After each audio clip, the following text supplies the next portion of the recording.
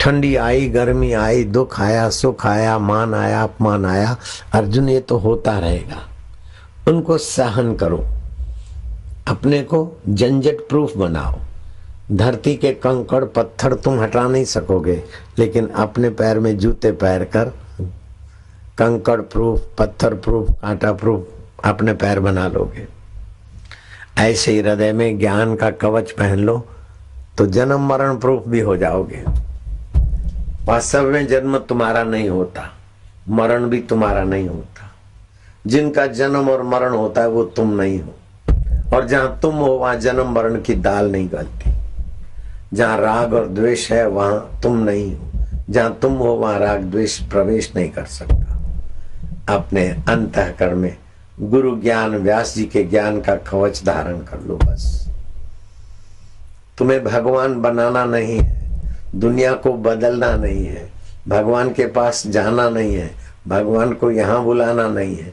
जिन्होंने मन कल्पित भगवान बनाए हैं वो भले मन कल्पित देवता, मन कल्पित भगवान, मन कल्पित सुख, मन कल्पित स्वर्ग विष्ट देखते रहे, लेकिन सच्चाई तो ये है कि ये मन कल्पित भगवान, मन कल्पित सुख दुख से वास्तविक सत्य का कोई संबंध ही नहीं है। ये व्यास पूर्णिमा इतना ऊंचा ज्ञान देती है कि मन कल्पित तुम्हारी सुख दुख की और भगवानों की, अल्लाहों की, गॉड की जो भी मान्यता है तुम मानते रहो, लेकिन पूर्ण निर्दुख नहीं हो सकते। पूर्ण निर्दुख होना हो तो अपने पूर्ण तत्व का सत्संग सुनो, अपने पूर्ण तत्व का स्वभाव सुनो, अपने पूर्ण तत्व को पहचानने की जिज्ञासा करो। कठिन नहीं है। सौदागर ने हाथी लेना बेचना का धंधा किया था, दूसरे सौदागर ने घोड़े, खच्चर और गधे दोनों अपनी अपनी दुकानदारी करते, नौकर चाकर रखता। शाम होती, रात होती तो सौदागर अपने नौकर को कहते कि माल बांध दे। नौकर क्या करता है, एक ही रस्सी खच्चर के पैर में एहसास करा के फिर दूसरे खच्चर के पैर में भी एहसास कराता। रस्सी का टुकड़ा एक ही होता, सभी खच्चरों को, घोड़ों को, गधों को एहसास करा देता कि हम बंध गए। वहां हाथी वाला बड़े बड़े हाथी और छोटी सी रस्सी से कैसे बंधे, छोटी सी जंजीर से कैसे बंधे। महावती क्या कर रहे हो? बोले हमारे मालिक जानते हैं, ये हाथी छोटे थे ना तब से इसी रस्सी से बांधते। फिर उन्होंने थोड़ा हिले चाले, उनको महसूस हो गया कि बंधन है, अब छूट नहीं सकते, तो उसी रस्सियों से काम चलता है हमारा।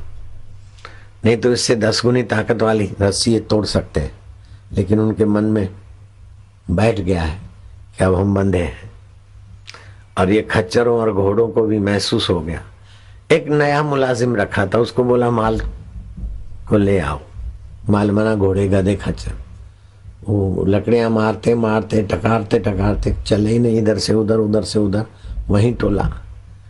अरे लाओ, बोले मालिक चलते नहीं। अरे बोले रस्सी खोलो, बोले बंधी नहीं है। बोले जैसी बांधी थी पंजू ने, ऐसा छक्कू तू खोल दे। वो पंजू जो तेरा साथी था ना, उसने जैसे रात को रस्सी बांधी, वही रस्सी ले जाकर उनके पैर को महसूस कराओ के खुल गई। 10-20 को महसूस कराओ और फिर हैकू करेंगे, बाकी के मानसिकता मान लेंगे कि हम खुल गए, और फिर पूरे का पूरा टोला खुल गया। ऐसे ही तुमको लगता है हम दुखी हैं, ये तुम्हारी कल्पना से बंधे हो। हम परेशान हैं, हमारा कोई नहीं है। हम सुखी हैं, ये भी बंधन है। अरे बोले सुख, अरे जेल में डाल दो। जो साधारण आदमी है लोहे की जंजीर डाल दो, और कोई सम्राट है तो उसको सोने की हथकड़ियां डाल दो। हथकड़ियां सोने की हो चाहे लोहे की हो, हथकड़ियां हथकड़ियां हैं। ऐसे बंधन चाहे दुख का हो चाहे सुख का हो, बंधन तो बंधन है। जो सुख सुविधा की आदत पड़ गई, जरा हट गया तो दुखी हो जाओगे। बंधन है, मैं इसके बिना नहीं रह सकता हूँ, मैं इसके बिना नहीं रह सकता हूँ, ये मान्यता की रस्सी है। सभी के बिना तुम रह सकते हो, तुम्हारे बिना सभी व्यर्थ हो जाते। तुम हो तो तुम्हारा हाथ का महत्व है, तुम हो तो तुम्हारे मन का महत्व है, तुम हो तो इन चीजों का महत्व है। अगर तुम नहीं हो तो इन चीजों का महत्व ही नहीं। तुम शरीर के साथ तादात्म्य करते तो शरीर का महत्व है, नहीं तो इसको जलाने ले जाएंगे। तुम महत्वपूर्ण हो, अपनी महिमा को जानो। तुम सतरूप हो, तुम चेतन रूप हो, तुम आनंद रूप हो, तुम ज्ञान रूप हो। तुम्हें मौत कभी नहीं मार सकती, भगवान भी तुम्हें नहीं मार सकते। मरेगा तो पंच भौतिक शरीर मरेगा, बदलेगा। मन बुद्धि अहंकार और पंच भौतिक अष्टधा प्रकृति है, ये तुम नहीं हो। तुम इन सबसे न्यारे हो। मन बदलता है उसको तुम जानते हो, बुद्धि बदलती है उसको तुम जानते हो, अहंकार बदलता है उसको तुम जानते हो। मैं दुखी हूँ, वही अहंकार कहता है मैं सुखी हूँ। वही बोलता है मैं बचपन में बेवकूफ था, वही बोलता है अभी मैं होशियार हूँ। ये अहंकार है। जो बोलता था बेवकूफ था और अभी होशियार हूँ, इन दोनों की गहराई में कौन है, उसको खोजो। बुद्ध के पास आया कोई एक किसान, उसने अपना दुखड़ा रोया।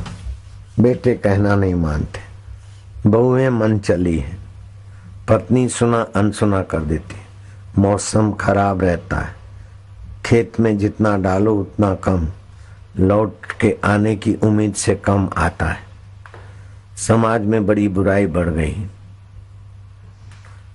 लोग मनुष्य ऐसे हैं वैसे हैं। उसने बुद्ध के आगे अपना दुखड़ा रोया। बुद्ध शांत भाव से सुनते गए। आखिर उस किसान ने कहा कि भंते, मेरे इतनी मुसीबतें आपने सुनी, दुख सुने, मैं दूर दूर से आया हूं और आपकी प्रशंसा सुन के आया हूं कि तुम ऐसे अनमोल वचन कहते हो कि दुखी आदमी का दुख मिट जाए, तो आप मुझे मदद कीजिए। बुद्ध ने हाथ जोड़ दिए कि मैं आपको मदद नहीं कर पाऊंगा, मैं आपका दुख दूर नहीं कर पाऊंगा, क्षमा करिए मित्र। वो आदमी झुझलाया। इतनी बड़ी प्रसिद्धि है और मेरे जैसे साधारण किसान के आगे हाथ जोड़कर आप पलायन कर रहे हो, हद हो गई। मैं इतना दुखियारा और भटक भटक के आखिरी उपाय आपके पास मिला और मैं आपके यहां से खाली जाऊं, लोग क्या बोलेंगे? और आप ऐसा करते, मुझे शर्म आती है, आपको भी तो आनी चाहिए। किसान कोई कच्चा नहीं था, लेकिन बुद्ध भी कहां कच्चे रहेंगे। बोले मित्र, तुम्हारे प्रश्न ऐसे हैं